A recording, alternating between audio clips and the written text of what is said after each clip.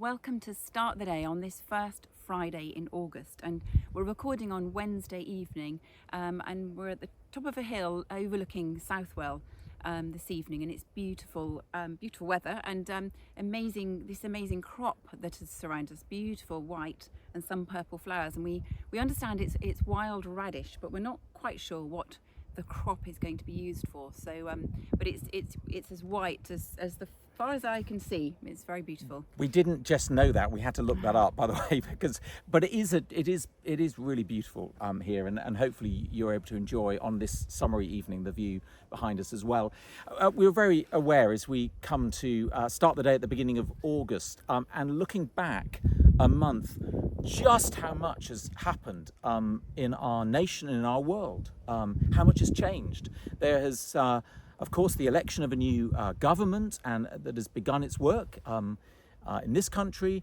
Of course, the dreadful assassination attempt on former President Trump, the political shifts and changes in American politics with now a new candidate, a Democratic candidate for the elections towards the end of the year, and of course that affects the world in many ways, actually, and then of course closer to home, in the news there have been some just terrible news stories of particularly sad things, and we're thinking just a couple of days ago the attack in Southport on those children and adults, just a horrendous attack, and those who've lost their lives, and the families and loved ones who grieve them in that community and beyond.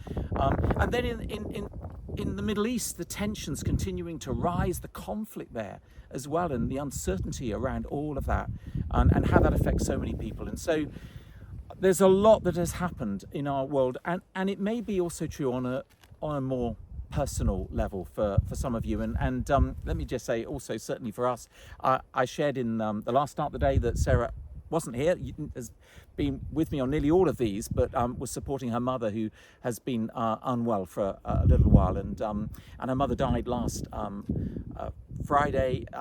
That was immensely sad for us and the whole family, but also we are so thankful for her life, her faith, and now as well that she's at home with her Lord, with our Lord Jesus, and so we're really giving thanks for her life as well, and we're really aware that there will be others joining us who are grieving as they join us on this Start the Day, or dealing with some more personal challenge in your life as well. And as we've been reading the Psalms over the last few weeks, and particularly the last couple of days and the next few days, and you can follow this in the reading pattern that we use. You can pick it up on the Dawson website if you want to. There was one phrase that understandably resonated for us in light of all that's happening in our world, and more personally, that comes up over and again in the Psalms. It speaks about the Lord being our refuge, our shelter, the one to whom we can turn. And David especially says that in the Psalms in all sorts of circumstances and situations, and it's almost like he's speaking to his own soul as well as crying out to the Lord to be just that, to experience God as his refuge. And some of these examples we read in Psalm 7 verse 1. Lord my God, I take refuge in you. Save and deliver me from all who pursue me.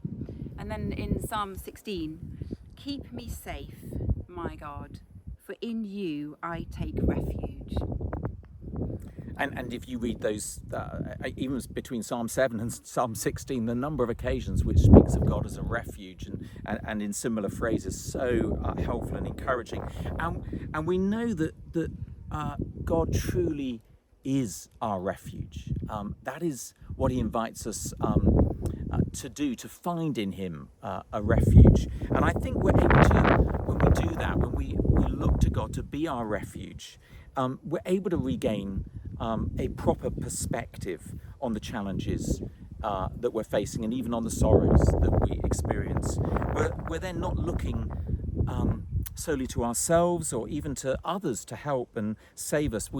we're looking to the Lord to guide us and to lead us and to be our refuge, the one who enters our sorrows and shares in our suffering, and as he did, of course, especially on the cross, and then transforming that suffering and those sorrows on that resurrection morning in rising from the dead.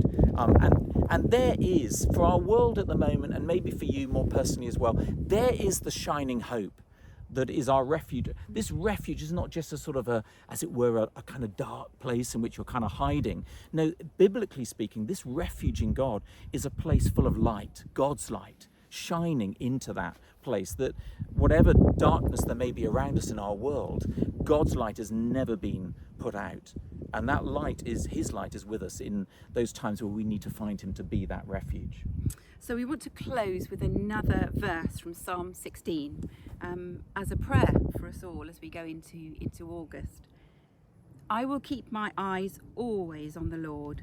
With him at my right hand, I shall not be shaken. Well, that's a great promise to take hold of going into August for our lives, for our world. And whatever you're doing over these next days and weeks, and particularly for all our friends around the diocese and all our different parishes, the schools that are taking a break over these next weeks, all the wonderful congregations across this diocese and friends further afield, whatever you're doing, may you know God's rest, may you know God to be a refuge, may you know his blessing.